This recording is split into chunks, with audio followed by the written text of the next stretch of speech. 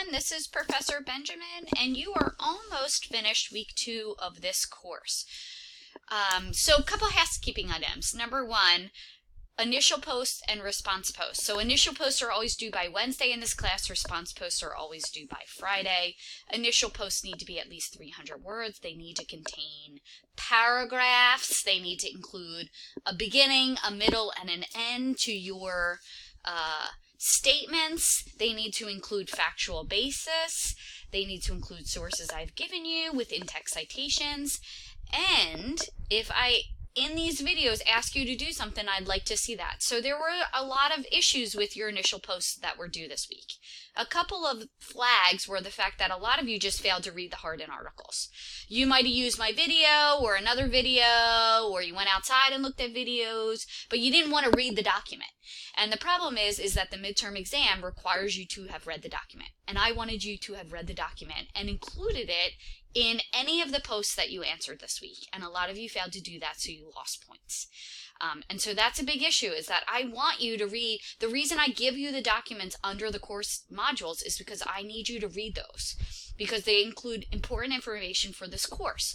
The Tragedy of the Commons document by Garrett Hardin will be referenced this entire course. So if you haven't read it yet, you need to go back and read that. It is required reading for this class. Just like you can't get away in life without reading the documents. Some of you use the Cliff Notes. So you went online and looked up what other people had to say about the Garrett Hardin document. Well, that's not reading the document. That's like using the Cliff Notes. And yes, while you can skate through sometimes with the Cliff Notes, it doesn't mean that you're going to receive all the credit that you deserve. And so it's really important for you to go back and read the Garrett Hardin document. Okay? So I just went over some housekeeping items. At the end of each week is usually a quiz due by 11:59. Now this week you don't have a quiz because there is not a specific chapter related to Tragedy of the Commons in the textbook. Okay, so this week all you had to do was the initial post and the response post, so I really wanted you to put some more time into them, and a lot of you failed to do so. So a lot of you lost points this week, and you may be frustrated with me, why did I lose points, and all this other stuff. Well, I actually give a lot of times feedback on why you lost points. Some of it may say, well, how did the Hardin article apply to this? And you might say to me, well, I didn't include it. Well, in the roundup last week, I explained to you that I wanted you to use the Hardin article to answer the questions posed. That's why these roundups are really important. Okay, so let's look forward to this week. So last week I gave you a little background on why I wanted the Hardin article read about the technical solutions and what he proposed in his technical solutions. This week we're going to cover ethics, economics, and policy. Again, you're going to have a lot of documents to read. So I need your help to prepare. So yes, you have a chapter reading related to this, which covers tons of information. Preservation, conservation, the utilitarian viewpoint. It covers all the ethics, bioethics, ecocentric ethics. It also contains a lot of valuations. So how do we value nature? Now your textbook will say that you cannot put a price tag on nature. Well, that's not true, because we do put a price tag on nature. We put a price tag on human life too. The issue is that it's not accurate. Okay, so that's where the issue lies, is that the price tag is not accurate. So I ask you about contingent valuation and ecological valuation, and some of that can be found in your textbook, but you're also going to need to read this document, Pricing the Priceless, a cost-benefit analysis of environmental protection. This gives you information on how we create laws in this country, how we create policies. And yes, when we create policies in this country, we look for the greatest good for the greatest amount of people, which means that, yes, some people are going to die. But we look at what's the most bang for our buck, and you'll see that in the example of the arsenic. So make sure you look over that document. You'll also find what's interesting. How do we figure out the price tag to put on nature? And that willingness to pay versus what people actually will pay is very interesting. We use surveys to find out how much people are willing to pay. And you know, a lot of people lie on surveys. So there's a lot of information on how to figure out how much, and there's a lot of flaws with that on how we find out contingent valuation, marginal valuation, and ecological valuation. So you want to take all of those ideals into account when you are looking over this. We also will look into, because Pricing the Priceless says one way that we can move away from the way we put a price tag on nature is to actually do cap and trade. But there's a lot of problems with cap and trade. So there's a lot of good things about cap and trade, and there's a lot of problems about cap and trade. Cap and trade is when we actually set a limit and then we say to facilities, well, you have by 2020 or 2025 to meet this new standard we have implemented, which means you might have to reduce your emissions that are coming from your smokestack by, let's say, 5 tons in the next 5 years. So there's a drop dead date, meaning by 2025 you have to get here. Now, if you decide to try and do that before the 2025 deadline, and let's say you decide, well, I have a lot of money left over this year, I'm going to put control technologies on, you can sell your 5 credits on an open trading market to other companies that may not be able to reach the capstones by specific dates. But there's a lot of issues with this. Number one, who sets the price tag? Who's regulating all of this? So there's a lot of issues, and this story of cap and trade is a great kind of background information on what cap and trade is and what are the issues with cap and trade. So you want to look into that video. Okay? There's also here on why cap and trade hasn't worked. California, it's sort of working in California. They're doing a big cap and trade initiative.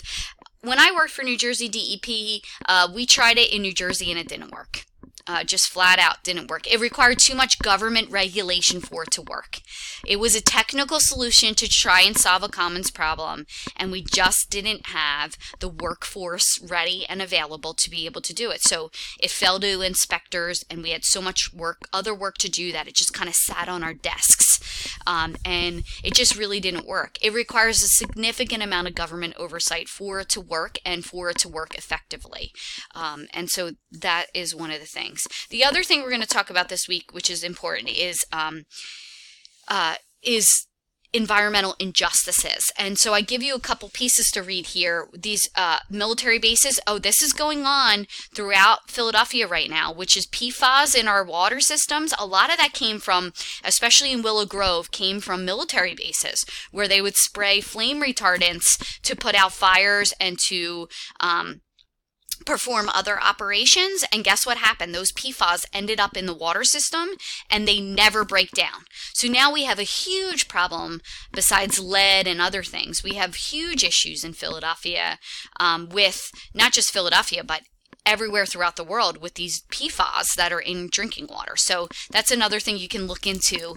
But environmental injustices usually take place in poor, lack of educated, lack of income. When I say poor, I don't mean lack of income. There's a lot of other factors that go into being poor. So lack of income, lack of education, being poor, lack of resources that are available. A lot of people don't understand the legal system in poorer communities. So they don't know who they should hire or how they should go about fighting something. And I'll give you a quick example. When I worked for New Jersey DEP, there was a sewage treatment plant that was slated for Cherry Hill, New Jersey, which is a mostly white and Asian middle-class neighborhood, and people went out to all the town hall meetings. They hired lawyers. They had the resources available. They could take off from work to go to the town hall meetings. They could do all of these things. Well, guess what? Very quietly, that sewage treatment plant ended up in South Camden because the residents there, first of all, didn't understand what was going on. They didn't have time to go to all the political meetings. They didn't know how to hire lawyers. They didn't have the income to hire lawyers. And they're just trying to put food on their table, working, multiple jobs. They don't have time to worry about what's going on in their neighborhood. And this was a big issue. And they sued. The citizens of South Camden sued and won a huge class action lawsuit because of environmental injustices that took place. So there's a lot going on. And it doesn't just happen in African American neighborhoods. It also happens in lower income white neighborhoods or areas. So fracking is a great example of this, and we'll talk about this later on in the semester. That's how we frack the ground for to get natural gas out.